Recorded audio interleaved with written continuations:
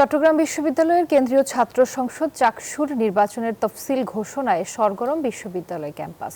12 October হবে vote গ্রহণ।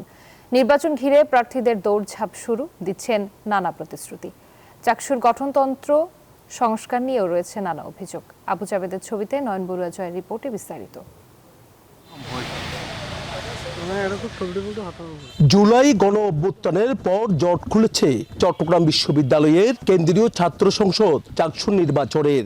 দীর্ঘ 3 যুগ পর তফসিল ঘোষণায় উৎসবে মেতে উঠেছেন বিশ্ববিদ্যালয়ের শিক্ষার্থীরা। 12 অক্টোবর হবে ভোট গ্রহণ।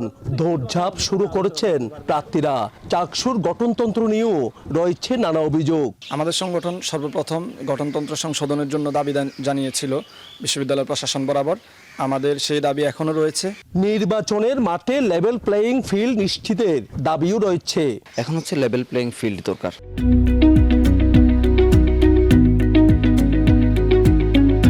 লেভেল প্লেয়িং ফিল্ড দরকারের জন্য সকল ছাত্র সংগঠনকে সমান অধিকার নিশ্চিত করতে হবে।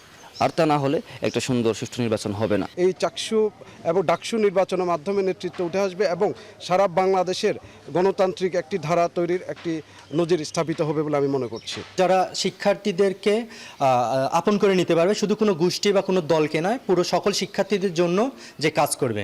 দলীয় ব্যানারে নয়, চাকসুতে আসুক শিক্ষার্থীদের প্রতিনিধি, আশাবাদ এই সাবেক বিপির। যারা আগামী দিনে নির্বাচিত হয়ে আসবে তাদের প্রতি আমার আশা এবং আহ্বান থাকবে যেন একটি সুন্দর নেতৃত্বের মধ্য দিয়ে বিশ্ববিদ্যালয়কে যেন গড়ে তোলে এবং চাকসুর প্ল্যাটফর্ম যেন কোনো দলীয় ব্যানার না হয়। প্রথম চাকসু নির্বাচন হয় 1970 সালে।